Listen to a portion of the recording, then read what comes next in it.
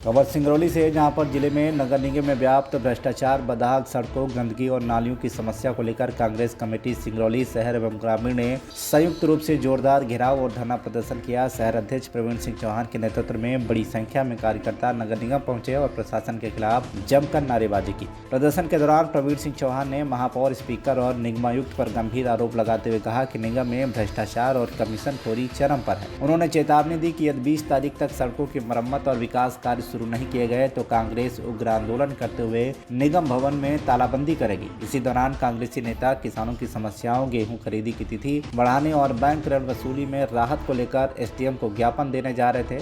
तभी नगर निगम भवन पर फटा और गंदा राष्ट्रीय ध्वज देखकर कार्यकर्ता आक्रोशित हो गए। नाराज नेताओं ने ज्ञापन देने से इनकार कर दिया। निगम गेट के सामने धरने पर बैठ गए। उन्होंने दोषियों के खिलाफ एफआईआर दर्ज करने की मांग की है। स्थिति की गंभीरता को देखते हुए निगम प्रशासन ने तत्काल ध्वज को बदलवाया। इसके बाद कांग्रेस नेताओं ने राष्ट्रगान गाकर तहसीलदार और निगम आरोप को अपना मांग पत्र सौंपा है। ग्रामीण अध्यक्ष सरस्वती सिंह ने राज्य सरकार पर निशाना साधते हुए कहा कि सरकार किसान विरोधी है और किसानों के साथ अन्याय हो रहा है। उन्होंने चेतावनी दी, यदि गेहूं उपार्जन की तिथि नहीं बढ़ाई गई तो किसानों को राहत नहीं दी गई तो कांग्रेस किसानों के साथ सड़कों पर उतरकर आंदोलन करेगी। एनटीपीसी में 25 नौकरों के साथ, उन नौकरों का पेमेंट नगर निगम करता है।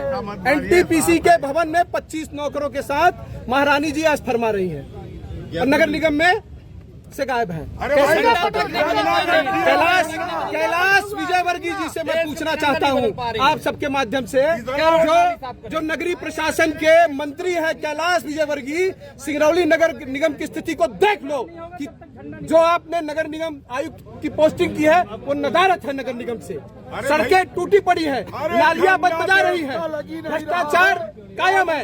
नगर निगम के आवास में, नगर निगम के D2 में जो महापौर के लिए बंगला बना था, आयुक्त के लिए बंगला बना है, उसमें विधायक का कब्जा है। अधिकारी बता रहे ये भ्रष्टाचार का आलम है सिंगरौली जिले में। 6-7 महीने से नगर निगम में ये आयुक्त नगर निगम के वर्तमान में यहाँ पदस्थ है और भ्रष्टाचार का बड़ा अड्डा बना लिया है।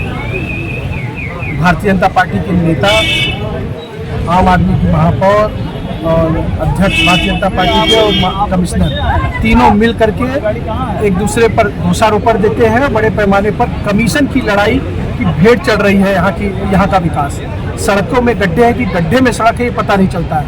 पूरे वार्ड 45 की सड़कें टूटी हुई है, गंदगी का अंबार है, चारों तरफ नालियां बज जा रही, चारों तरफ शहर पन्नी से पटा हुआ है और 1.5 करोड़ रुपए प्रतिमाह एक सीटाडेल कंपनी है जिसे दामाद की तरह नगर निगम पाल पोस रही है। जबकि हमारा जो ये नगर निगम क्षेत्र है, यहाँ पर अधिकांश वार्ड एनटीपीसी और एनसीएल के दायरे में आते हैं। जो एनसीएल और एनटीपीसी स्वयं अपने वार्डों की साफ सफाई करता है। मुश्किल से 15, 16 या 20 वार्डों की साफ सफाई का 1.5 करोड़ नगर निगम द्वारा सीटाडेल को भुगतान दिया जा रहा है और सीटाडेल के माध्यम से बड़े पैमाने पर भर्रेशाही और लूट मची हुई है। इन्हीं सारे मुद्दों को लेकर के आज हम लोगों ने नगर निगम का घेराव किया था। दूसरा हमारा मुद्दा था कि मोहन यादव की सरकार जो किसानों के साथ निरंतर छल करने का काम कर रही है, गेहूं उपार्जन की तारीख पर तारीख देने का काम कर रही है और किसानों के जो ऋण भरने की डेट है, अंतिम डेट वो 30 मार्च कर दी गई। जबकि किसान अपना गेहूं बेच ही नहीं पाया, जो उपज है उसको बेच नहीं पाया। औने पौने दाम में बिचौलियों को बेच करके वो ऋण भर रहा है, या तो मध्य प्रदेश का 50% किसान डिफॉल्टर घोषित हो रहा है। तो जो सरकार की किसानों के प्रति छलावे वाली नीति है, जो किसानों को दबाने कुचलने की नीति है, उसके विरोध में भी हम लोगों ने ज्ञापन दिया। कांग्रेस पार्टी के द्वारा मुख्यतः 2 ज्ञापन दिए गए हैं। पहला गेहूं उपार्जन को लेकर के और बिजली की समस्या को लेकर के एक ज्ञापन दिया गया है। दूसरा ज्ञापन नगर निगम में जो काम चल रहे हैं उनकी गुणवत्ता को लेकर के और जो उनकी अपेक्षा है कि काम होना चाहिए उसके संबंध में ज्ञापन दिया गया है। ज्ञापन प्राप्त कर लिया गया है, उसमें जो भी विधिक कार्रवाई होगी वो की जाएगी। और जहाँ तक झंडे वाली बात है उसका परीक्षण किया जाएगा। सिंगरौली जिले से अमित पांडे की रिपोर्ट, TV1 इंडिया न्यूज।